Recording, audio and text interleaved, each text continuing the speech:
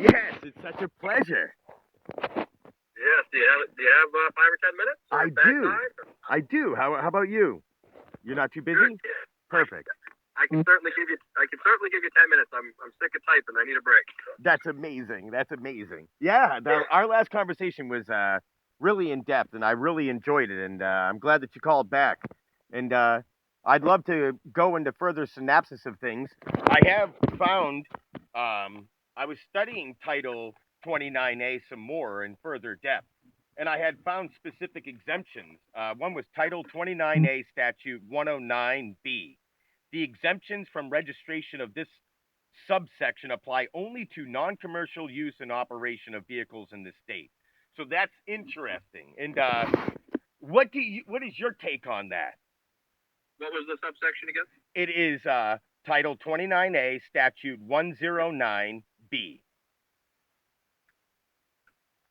And you're gonna it's it's Section B, and it's in there. It's actually very black and white, right, bold in your face. And then 109, and then I'm sorry. What was the it was B. subsection? Yeah, subsection B. 109 1B, a non-resident study. Nope, that's not it. No, there is non-residence in there though. That's Title 29. We'll get to those ones. Okay, I'm sorry. Give me the first one again. It already slipped my mind. 109. Yep, subsection B. 109. I see 1A, 1B, 2, 3. All the way down. The exemptions from registration of this subsection apply only to non-commercial use and operation of vehicles in this state. Oh, okay, all right. I'm with you now. Formal, and was it one of those below that or all? Well, I'm not sure. I found 29A statute 1251 where it also says that, because we had discussions about, well, what if you are driving or traveling and operating your private automobile in a residential area and you were doing 25 miles over the speed limit? How would you handle the situation? And I actually found in Title 29A, Statute 1259, a non-resident operator shall adhere to all restrictions applied to a license or learner's permit issued by that person's state or province. So if you find somebody doing that and they try to argue and say, I don't have to follow these laws, actually, you do. You still have to follow these regulations based off the safety and the consideration of other people. It's just like a breach of the peace. If you're a peace officer, someone's breaching the peace, then, like I have friends from Hawaii that are asking me, do I have to still follow these laws? And I'm like, if they apply to the legislative statutes here, these laws are common law too. And I was explaining how, signs are created not just by the idea of governments, but by people themselves that decide what is safe and to be regulated. This is exactly why we have police officers. But and then I had discovered Title 29A, Statute 103.1, a traffic infraction. I'll let you find this one too. These are interesting because it says a traffic infraction is not a crime. The penalty for a traffic infraction may not be deemed for any purpose or penal or criminal punishment. So to me, and I'm not saying that's you, because I know that you're a law enforcement officer. We've already dealt with the whole entire situation where I respect all officers. And I think that it's just like there's bad gun owners. Should everybody not have a gun because of one person? That's just asinine and tyrannical. I think that, and when you study the law too, like if you go all the way from the executive branch all the way to the judicial branch, and you watch, every case is very individual. Like they treat everybody's crime or everybody's situation, especially like a murder or anything like that. You have to.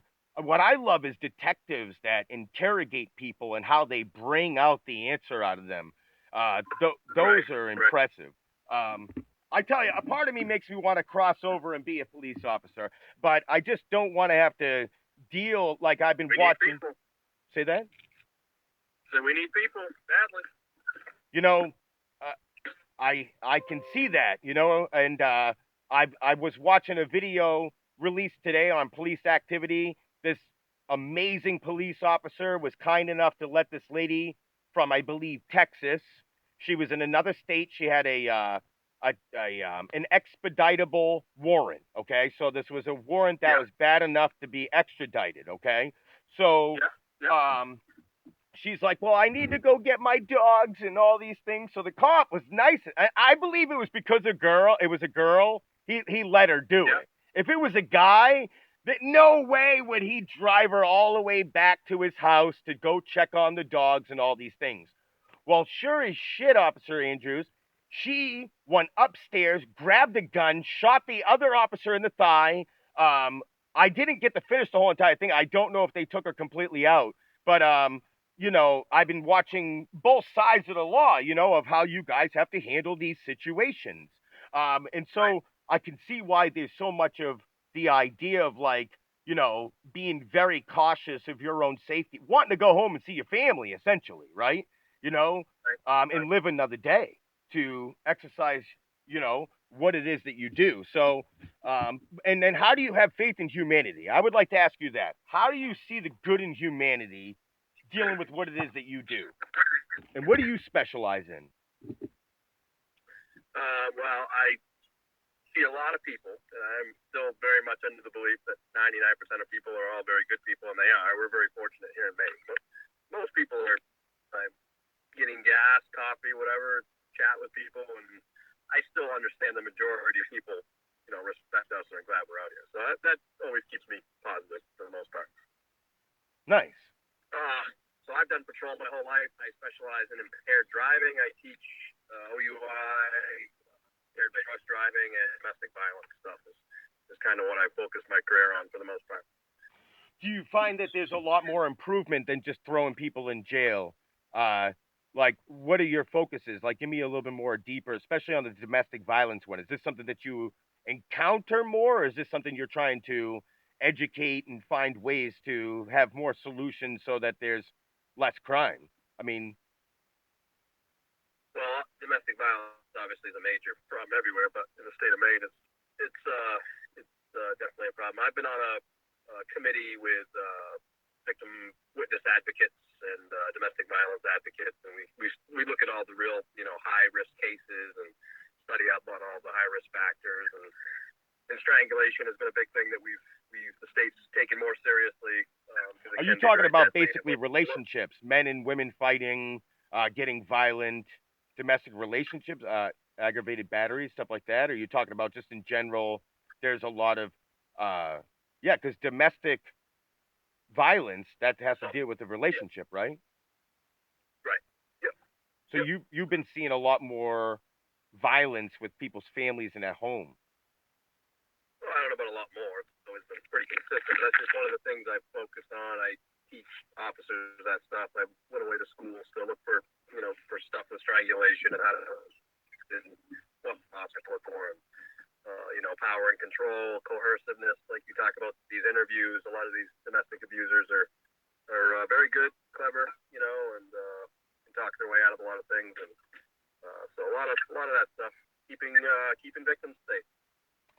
No, I had a relationship once where my ex-wife, I was married for about 11 years. She went to go smash my guitar. I've never hit a woman in my life except for in like second grade, maybe about third. But after that, a police officer came, put handcuffs on me and everything. I sat in the principal's office. I couldn't even really believe I even hit the girl. I don't even know why I hit the girl. And then I've never really hit a girl after that. And then my ex-wife, she went to go smash my guitar, and I lifted up my hand and I was like, okay, it's over. I was like, I'm done with this. I was like, if you're going to drive me to make me even lift up my hand or make me feel this way, maybe we're not really good with each other. And she's like, I'm sorry. My last boyfriend beat me up all the time. And I was like, well, I've never really dealt with violent women like this, you know? And so then I was married for quite a while. We never ever had a violent episode whatsoever.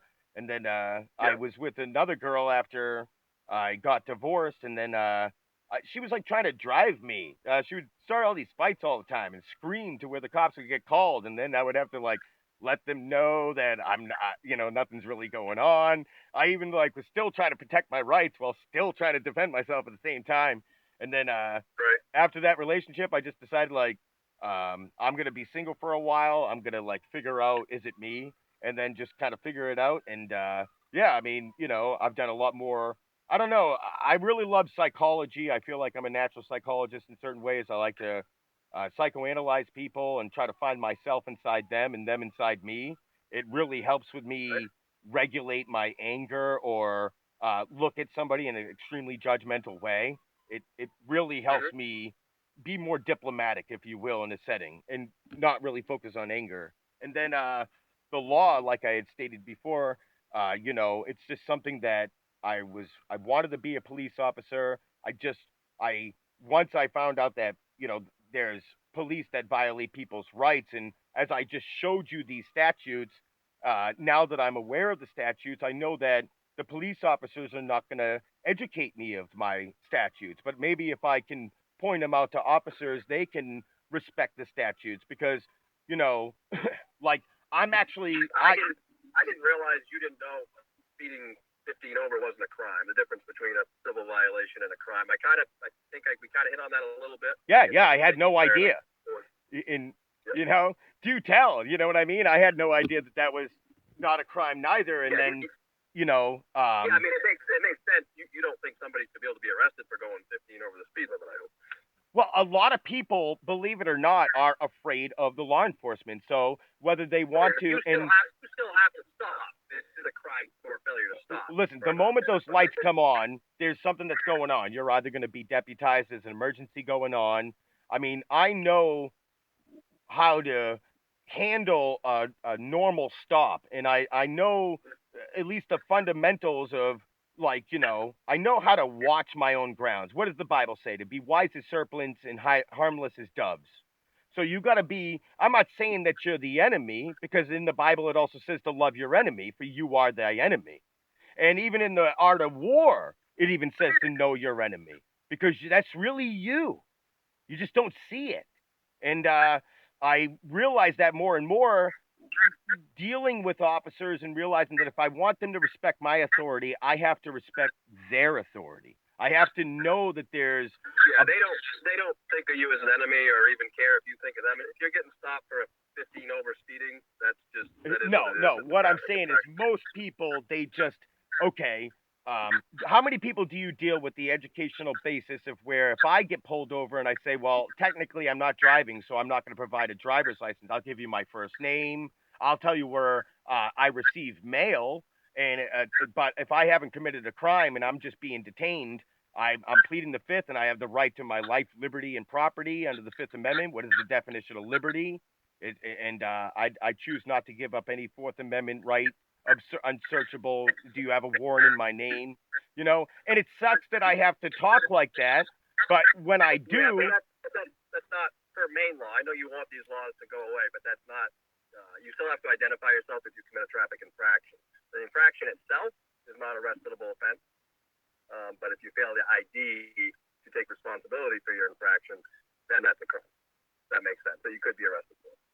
so what if the infraction was something like as small as okay, because again, I know people. It can be 1 over or 29 over. Neither one of those are a crime. You can be arrested for. But, I just read the statutes too. So it's still. So what? I just don't need to register my vehicle over. I mean, so what am I going to be? Because I mean, it says that as long as it's not because when you register it over to the state, it gives them legal rights and property ownership to it. And if you take time to study these, you know what? I will next time I will give you some definitions out of the Black's Law Dictionary. Also, the Anderson Law. It's an Anderson Law Dictionary of 1889. I have the sixth, the fourth, the third, and the first and the second edition of the Black's Law Dictionary. I don't have the fifth. I have a Bouvier's, and I have a law thesaurus of how to interpret multiple different words that could, fall within the same um, vernacular or diction itself. Like the word diction is a choice of words that you're using, the same phrasing. And when you look at law, It really starts by a language, and then there's the natural law.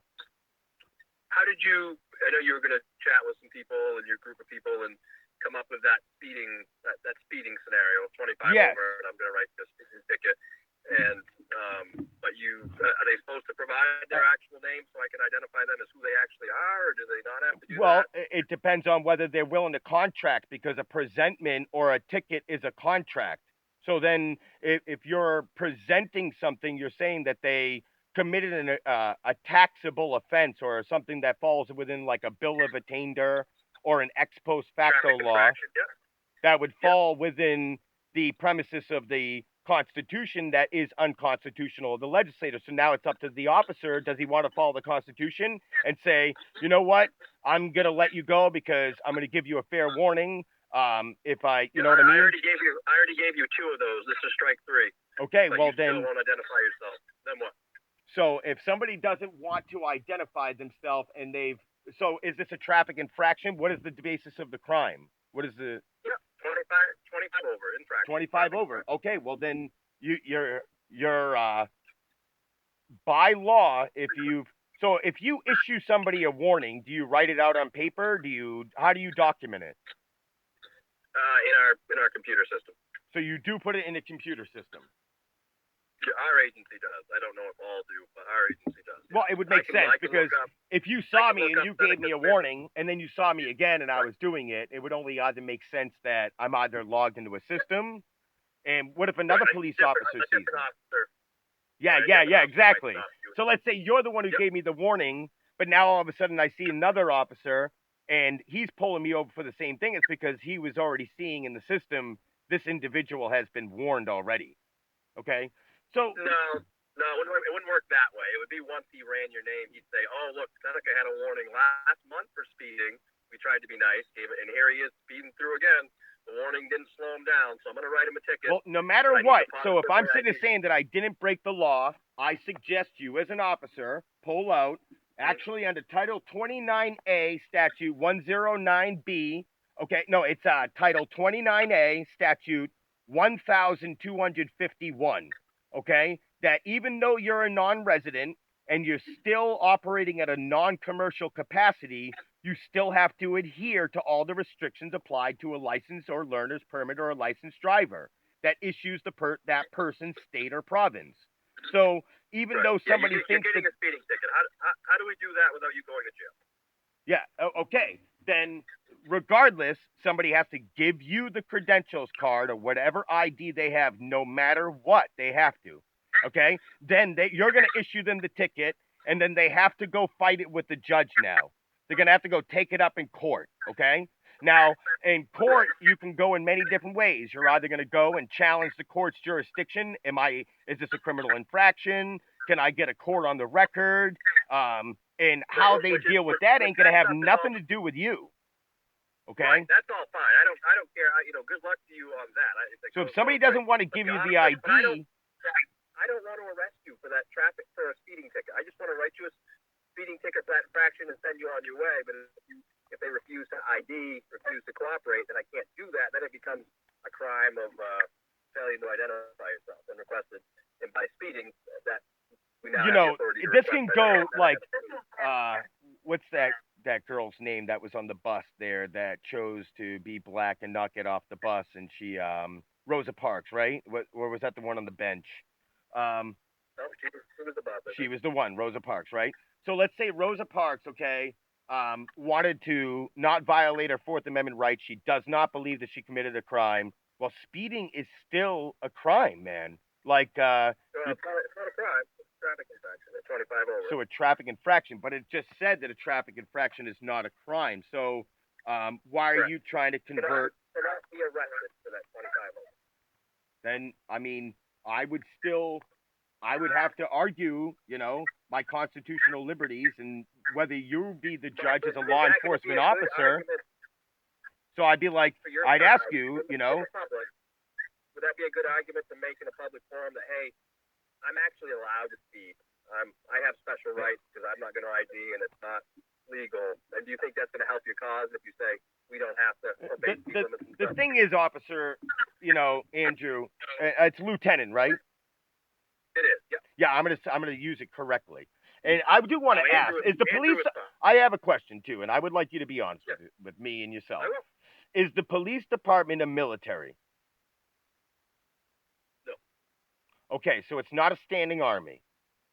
Okay, it's and not a standing army. and it does work for the people, regardless whether it does say also. And I'm gonna be thorough and articulable.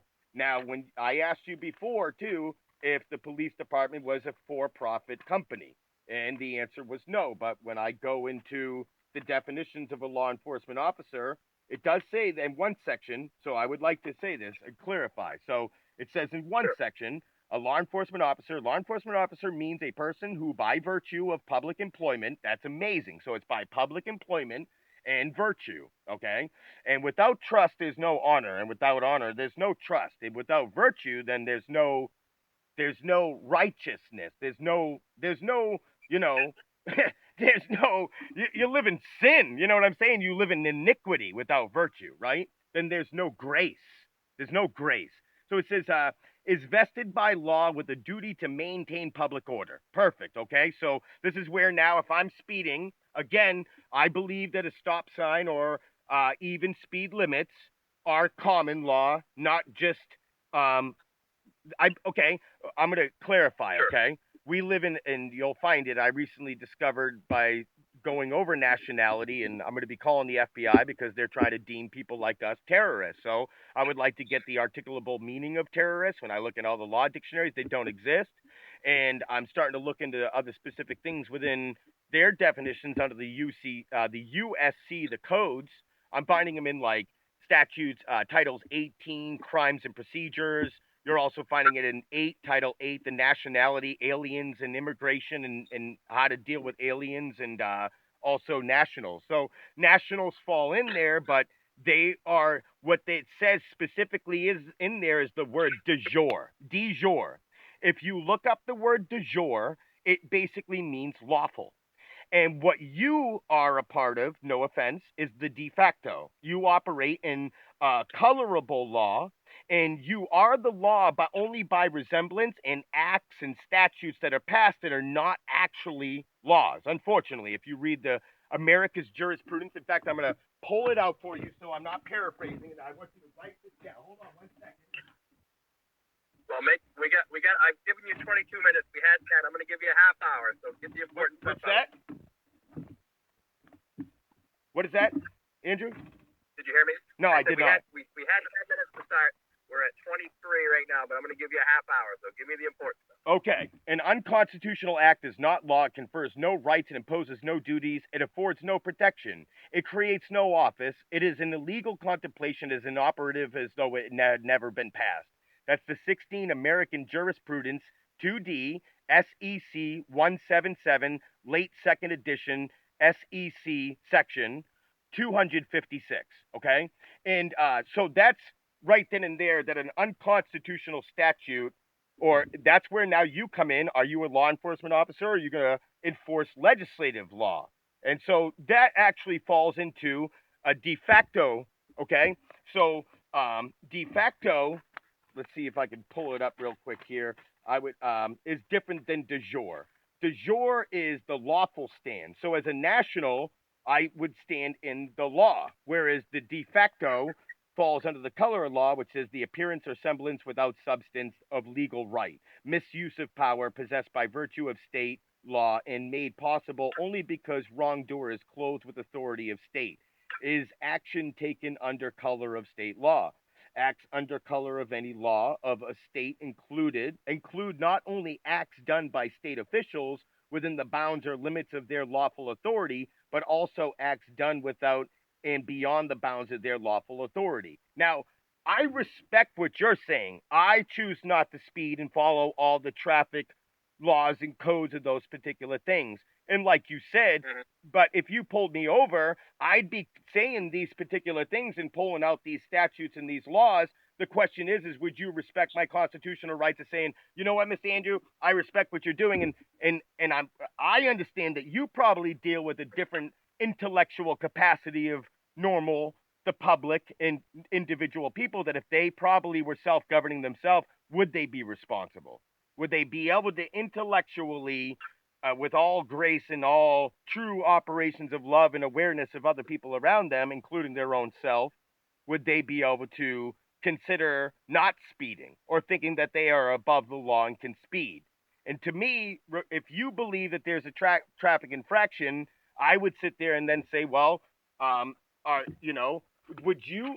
I can't bribe a police officer, but you know that this is either going to end with me either going to court and fighting it there and having to pay a fine. So therefore, do you work for the Bureau of Revenue, which it says in the definitions of Title 29101, and it says a law enforcement officer, okay, by law with the duty to maintain public order to make arrests for crimes, okay, hey, get all the drug dealers, all the fucking, excuse my French, born in Canada, all the prostitutes, all the murderers, and all the child pedophilia people. So anywho, it says whether that duty extends to all crimes or is limited to specific crimes. Law enforcement officer means an officer or special investigator of the Bureau of Revenue Services. And I looked that up. It's basically the IRS, which falls under the citizenship of basically, unfortunately, a 14th Amendment citizen. Because people are born or naturalized. And when they did remember what I said, when they freed the slaves during Dred Scott and all these individuals, they're now citizens of Washington. They're emancipated proclamated citizens. They're not really Americans. They're United States citizens, which links them all the way back to Europe. Well, I have indigenous roots to the Abenaki tribe. My name is Seneca. Okay, like that wasn't by mistake. Okay, like I am Native American, and so I'm keeping my nationality as an American too, to become a national and recognize the Bill of Rights as my freedom. So you as a law enforcement officer would say, based off the judgment of character, obviously, I think this is where you're going to have to go on your own, what's that called, discretion, of where you're going to have to understand the intent of the crime. Is this individual trying to abuse the law? How can he? Usually, a national will give you whatever documents they have to prove that they are a national, whether it's a credentials card, the paperwork that's recorded by the land recorders or the office. You'll see their name superscripted copyright symbol with a red seal on their name. If they don't have that, they're lying to you. Okay. If they can't identify with specific things of the language, remember what I said. Juris means right away. Diction means the choice of words and phraseology that you're using. And there's another thing that, okay, so I also looked at this. A law enforcement officer and one of these statutes, I think that it's very important to know because I studied what an operator was, what a driver was, and it falls under the definition of a motor carrier. In 37, a motor carrier means a contract carrier. So they contracted with the state. That's why their vehicle's registered. That's why they have a driver's license. They are a motor carrier. They're on contract. They're for hire. They're conducting commercial activity. So it means that there's a common carrier or a private carrier or a passenger by a motor vehicle. So then when you go into one of these statutes, I'm going to pull it up. Where is it? It's talking about how a police officer must be trained to handle a motor carrier driver. And so it says applicable the security interests of the state. Hold on a second. Yeah, because I was looking up you guys' authority, and then also, obviously you guys have authority given to you. So it says this right here. It's statute 29A105. The enforcement authority to stop motor vehicle. If a law enforcement officer has reasonable and articulable suspicion, which suspicion is not a crime, but that's where it falls into the Fourth Amendment right. It's like, do you guys have any proof that I was about to commit a crime? Do you have a witness? And so this is where it falls in where it gets fishy because it's like we're trying to play tug of war with each other. And then it goes, well, I'm just doing my job. And it's like, oh, well, then who are you working for? And so, so it's like, well, I'm not conducting commercial activity. But again, I just told you the statute of all your scenarios are based on the only thing you're doing wrong is no license or no registration for the That's right. You got it, my friend. My questions are, what about when they are doing something that I just told you right here, your enforcement to drag them out of the vehicle, or if they are not talking, like, you can ask them, okay, what it's not about shocking. If I stop you for speeding, just straight up. Yeah. If I stop anybody for speeding, they don't have to say anything to me. You're absolutely right. Even taking all your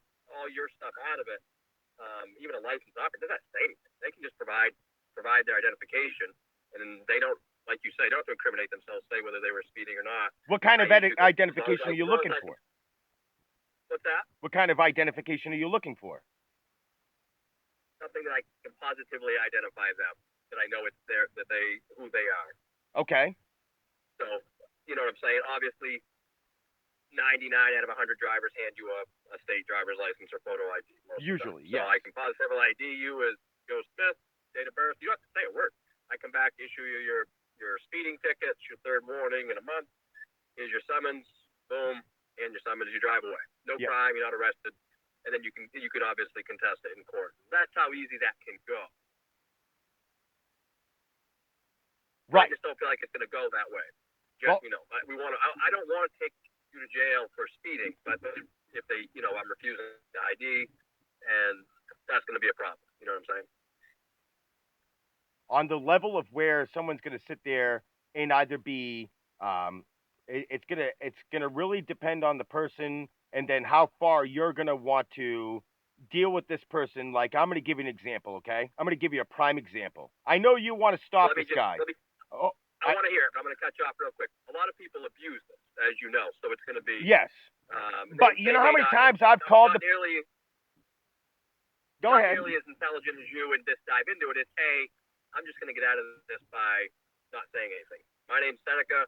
I don't answer questions. Please leave me alone. I'm not in commerce. But Seneca, you were speeding. I need to positively identify you so I can issue you a sentence. Nope.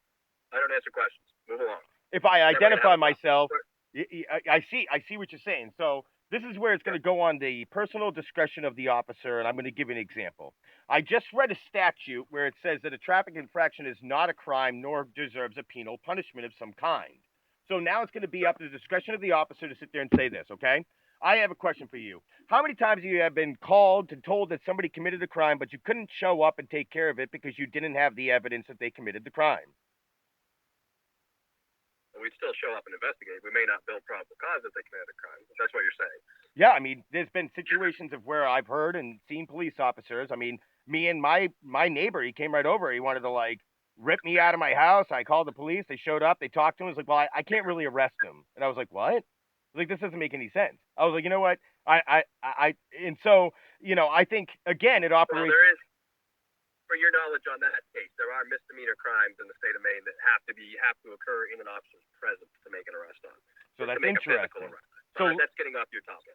Kind of, on a way. I mean, there's certain crimes that can take place that they don't have the right evidence. I mean, okay, I'll give another example. Before the Patriot Act, you needed to go through a lot more stuff to be able to issue warrants, just mess with people, especially free people. And now that the Patriot Act has taken off and the government is ramped up and doing all these things, I can honestly say I felt more free in 2001 than I do in 2022, based off COVID-19, all the regulations and restrictions. And that's why I've taken a stance instead of being a keyboard warrior, trying to argue with my family and say, we all need to wake up. I am now like, Seneca, you wake up, but you're awake, buddy. Okay, man, you don't need friends. You don't need a tribe. Okay, you got this. So I took your advice. I've been calling legislators. I'm calling up my senators now and trying to vacate the chair, motion to vacate the chair of some of these people, because as much as I want police officers to hold accountable, like, you're a gentleman, you're a great guy, so I would work with you how you meet me. I can't say that every single encounter is going to be the same way. Okay, I could meet other officers that think that they are the law, they're above the law, and if you don't provide them with, let's say you pull me over because you believe my vehicle's not registered, just like my friend.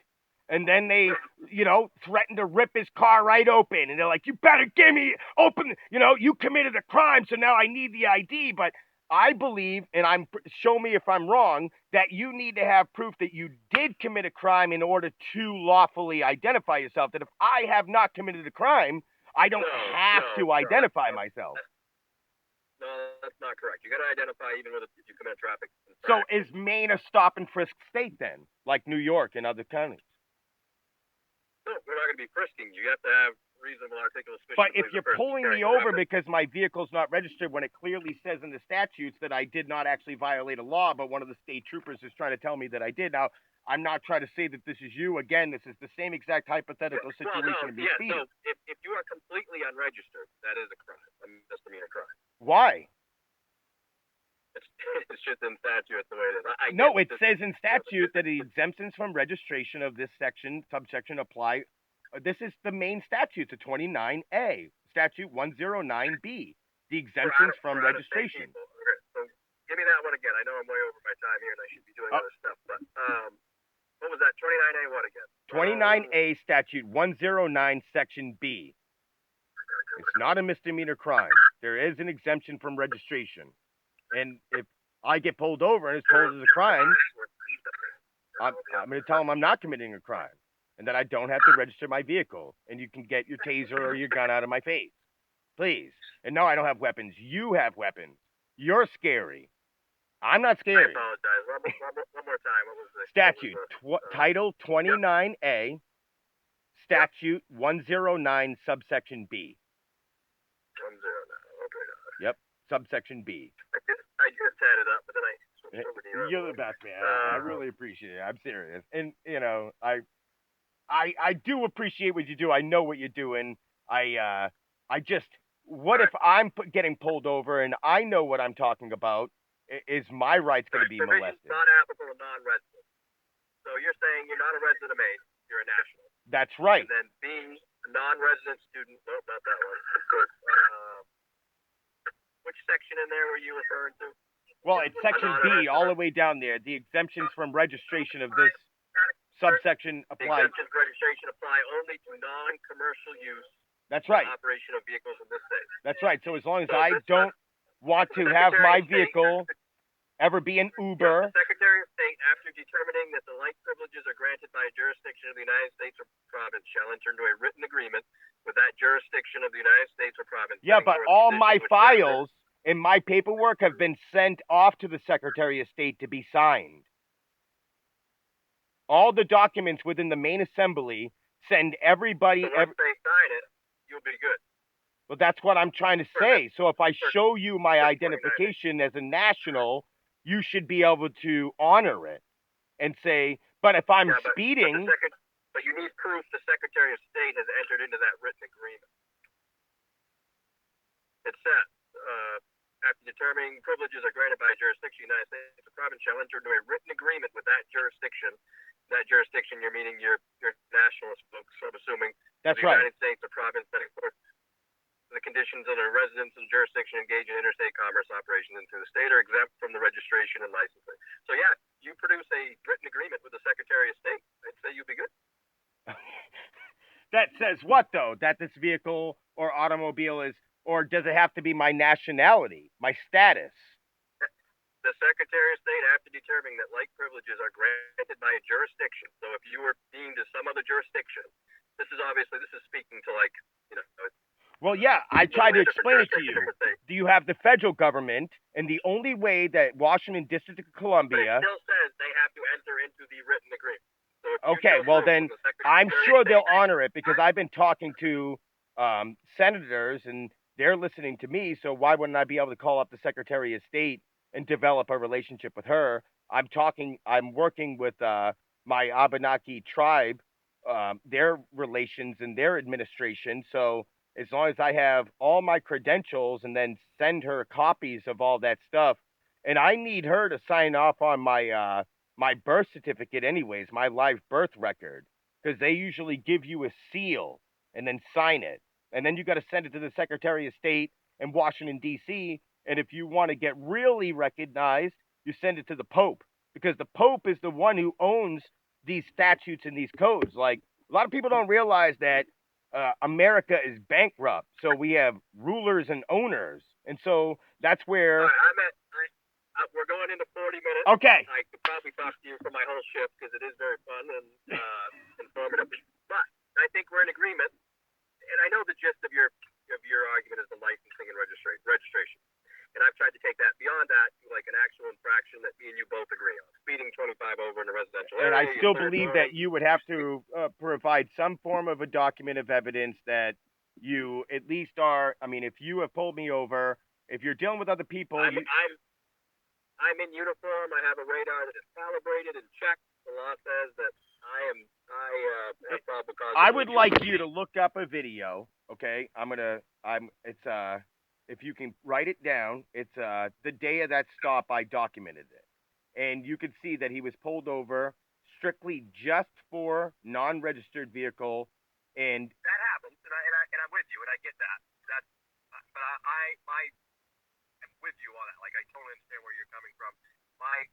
To throw a curveball at you, I'm saying, what if this person is doing right, something but what if it? may All I'm saying is that I can respect what you're saying, but when it's something just as small as that, and then the way that these officers acted, that's kind of where I think that the public, all of us, should really get an understanding of the difference between because I know that nobody wants to hear this, but when they freed the black people, they created Jim Crow laws. Well, everyone's under Jim Crow laws now, and you're the one who enforces those Jim Crow laws. So it's not just black anymore. We're all black. We're all under the color of law. The moment you think that you're black, white, Caucasian, you have assumed an idea of under the color of law.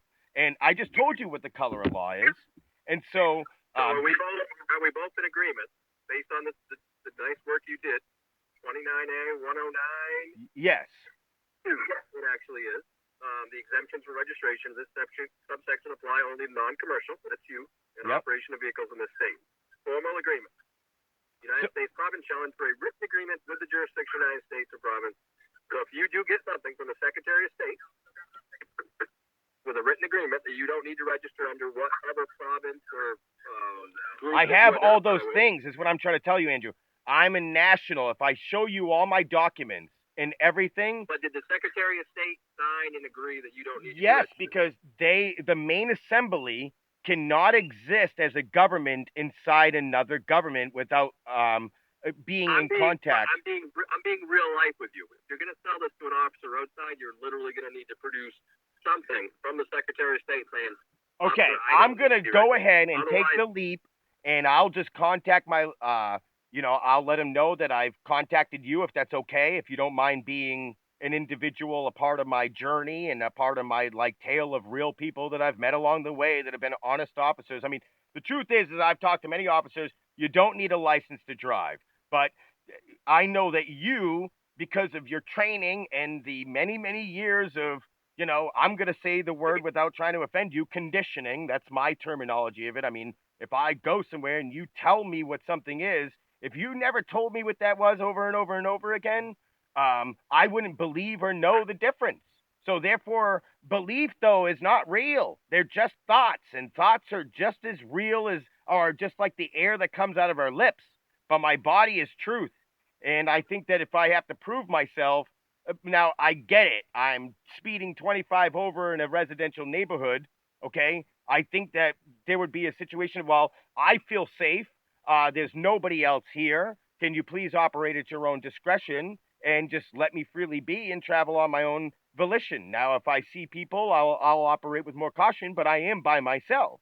And if you're saying that you're getting calls and complaints, you always spin that around, and unfortunately, in this world, it's not always that way. And I'll give you a real life example without giving any names. It's public information, actually, but they had a recent lady identified sovereign, super cooperative. I'm not going to answer any questions, but she was doing 78 miles an hour in a 45 zone, and then she's refusing to ID, refusing to get out of the car.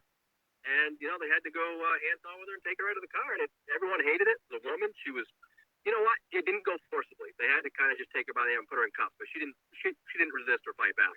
But they talked to her for 40 minutes roadside. Ma'am, we're just going to write you a summons, get you going. But, so it's not always that. No so fight. I'm going to tell you and I would write this down, and I would get it in your head, and it's all about repetition. And with the law, you want to know these codes. You want to know these because you have, you're operating. You're always looking for someone that is breaking the law. Are you not?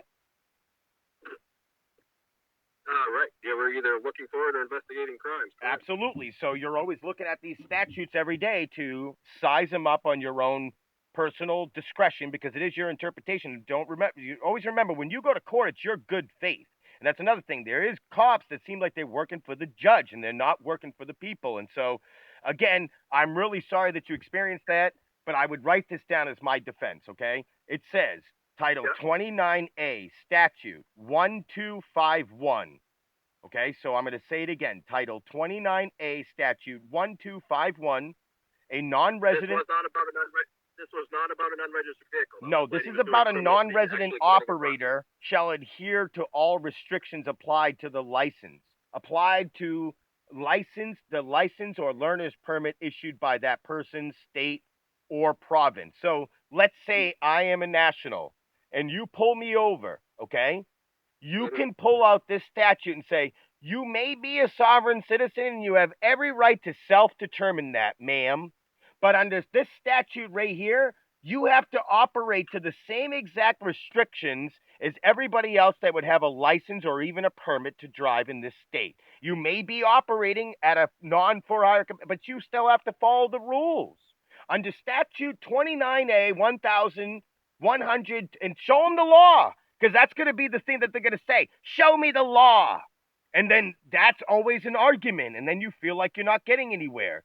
But you have the law to show them so they can see it in black and white, and then they realize. I like in your world that it would go that simple, and these people are always that cooperative. But like you said, there's bad people associated with every group, and exactly, people abuse your stuff. Let me tell you something. When I learned about this stuff, and I'm going to say this, the last thing I have to say. When I learned about this stuff, no one knew about this stuff, but I do. I tell everybody along my travels where I'm at and what Americans should be doing. So right now, I'm not sure if you're aware, like out of nowhere, since COVID-19 has happened, everybody's finding out about the corruption of beyond the government. I mean, this is terrible. And then, I mean, Julian Assange was doing WikiLeaks. He's now dead. Like, that's good. So now, where are we going to get our truths from of any political corruption? And where is this country really going? And if you discuss COVID-19 outside the official paradigm,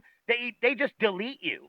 They just delete your information. So now it's like, that's kind of fishy, if you ask me. And so what we're seeing is that people now are like wondering what's going on. How can we be free? And people think, like, it took me years to learn just the understanding of the law of my own rights, let alone secured party creditor, acting as a national. The nation itself is sovereign. The nation. The state is its own sovereign entity, but it only exists because of the people, but it has its own authority to also own things, even a subject, a citizen. So if you read a book called Law of Nations, it's a very complex read, but I tell you, if you enforce law and love the law like I do, then you will see that the people themselves are the nation. They are governed by consent. They have voluntary servitude in the contract with you, no matter what. And I have every right to not contract with you. So a state has its own citizens because it's its own entity, but it's also sovereign, and so isn't the nation. It's a female, and all the people are its civilians or citizens. And it used to be everybody was American, but they were all citizens of the state that they were born in, because America's 50 individual states, but they're all separate nations that make up the United States of America. And like I said, in 1871, we went to war. And so President Abraham Lincoln opened up a charter called, all capital letters, United States, Inc. And so that's where he created a separate form of government. And now we have the federal government and the state. So this is where you would turn around and like I get it. The world's kind of falling apart, man. They need Jesus. But like these, these guys, you are dealing with dangerous stuff all the time because people are not aware of their own self. They're not aware of that they are the government too. Why would I hate the government? I am the government. I'm just not taking responsibility. That's all. Well, now I'm taking responsibility. So how would you operate in your own discretion with somebody like me? It'd probably be different. How would you treat me if you just pulled me over and I was saying this stuff and I was like, what's your name? Can I get your badge number? Listen, I understand what you're saying. Let's say it wasn't speeding because I don't speed. Okay? How about this? When I first pulled into Maine about 5 years ago, I was coming up to visit because I have a ex-wife down in Florida. I have a daughter down in Florida, but I'm from Maine. We got 2 minutes. We got 2 minutes. Make it quick. Okay, so I'm driving back from Springvale, and I saw this curb out of nowhere, and I accidentally hit the curb, but I also was passing somebody at the same time. And well, I was passing somebody, and then went back in, and I was kind of blinded from the person when I was passing him, and from my headlights in my rear view mirror, and I couldn't see Yep. the little curb in front of me. And then all of a sudden, the cop came, pulled me over, and he let me go. He did not give me a ticket. He was actually great. But how would you handle? Let's say it was that situation, and I told you, um, I'm not operating in a commercial capacity or for or engaging in any kind of commercial, activity on the highways. If I give you my ID, it's because I'm under duress, and I feel like you're gonna arrest me or hurt me. So I'm gonna do it under duress, but I reserve all rights under UCC 1-308. And then so I give you my ID, and then it's up to you to believe what I'm saying. It's up to you on your discretion. How would you handle me? Right. Well, I'm assuming he pulled you over because I don't know, you maybe driving, making sure you weren't intoxicated or something like that after you passed and hit a curb. But It was literally like you know, 3 a.m. and I was exhausted. So, yeah, so probably good chance he thought maybe you were a drunk driver. right, So but I sounds like wasn't. good traffic stop to make sure you were good. Yep, I was And, great. he made sure you were good to go. Yep, he was great. Listen, I know there's good Yep. cops out there. I just don't know why that officer treated that guy like he did over a registration. So, What guy is that? like I said, that video. I'm gonna send you the video. Can you get messages on this phone? I can. Yep. Okay, I'm gonna send you the video so when you get more free time, you can sit down and watch it, and it's all over being pulled over Yep. over a registration. And the way that officer was a state trooper, he handled the situation. It was almost like he was a murderer. He did offer ID and everything, but he didn't. He was trying to reserve all rights and not necessarily be abused or molested. He didn't believe he committed a crime, and not having a registered vehicle is not committed a crime. So let's say, why do you need it? So what? You got to pull me over every single time that I don't have a registered vehicle? Why can't I be unfettered and unmolested? These are questions that we should really be asking ourselves. And again, I respect your authority and why you do what you do, and I can understand speeding. I can understand. I can understand these things. Okay, and I also. But even at the end of the day, unfortunately, 99% of people are going to enforce the no plate unregistered. You know, is it going to come to a hands-on situation? Hopefully not. Hopefully, it can be talked through, and but it's going to be tough to get every officer to overlook vehicles that are completely unregistered and uninspected, no licenses, that stuff. Unfortunately, until you make some make some good legal changes. But I mean, I'm talking to legislators like you suggested, and I mean, I'll talk to police officers all day. I do the best that I can. I know that when they're put on the spot, they want to follow the law, but when they're out there on the road, it's a different story. And so, and again, a lot of times they don't want to, personally, if I, whatever, stop a vehicle with no plates on, it's completely unregistered. And do you carry insurance or no? Most people carry insurance. Right? That's usually on their own discretion of how they're going to operate. I mean, again, these are situations of where you're intruding on someone's. Like me, I would probably disclose situations based off me trying to protect my own material and say, yeah. So I mean, but obviously it's important to have insurance on if you would hit that curb and hit that other car. And most like, people, Andrew, just don't want to be stopped by police anymore for laws that used to just be rights that are now stripping people away of all their rights. And people want to backtrack. They realize. So then it's going to go on to like, if I'm a Native American and I'm fishing, but I don't have a fishing license because I don't need one, what is the game warden going to do to me? Is he going to arrest me or is he going to respect me? And why is the game warden talking to me in the first place? I didn't even do anything wrong. What made him believe I was committing a crime? That's what I'm trying to say. So you guys, you just said you deal with, I mean, if a drunken driver, like, do I understand that you're trying to go out there for safety? Is me being registered keeping you safe? Right. I understand your point. And why am I being pulled over for that? You could be going to find a drug dealer right now or get some fentanyl off the street that's killing people. Like drug dealers forget to register their cars sometimes too. I think that usually drug dealers have enough money that they walk into Best Buy and have no problem buying whatever it is, while people like me that work 9 to 5 or are trying to establish their own business, they're doing whatever they can Right. tooth and nail just to be honorable and diligent people, you know. And I get again, it. you know, I might run. I don't know. I don't know if I'm going to be a law enforcement officer, a jurisprudence, run for politics, but I tell you what, I care enough about the state and the Constitution that if we don't pay attention to what is freedom to you and what does it really mean to you, and you Let me are the just- person. I really gotta go. Okay, really I gotta love go. you, Let me Andrew. just You give hang one up, man. point. Give me a call next time From when you my got free point of time. view, even if you don't want to register, I don't want to take you to jail. And the failure to ID and all that stuff is where the problems start, unfortunately. So that it sucks when it comes to that. I hope I don't run into it. But call me again sometime. We'll catch up. Good chatting. Yes, Let me thank know you make so out with much. the secretary. Stay Have on a that safe written night. agreement. I will. I'm going to talk to her. Thanks, bud. Thank you. You have a wonderful evening. Stay Have a good safe. night, sir. You too, All right, brother. we'll see you. Bye-bye. Take care.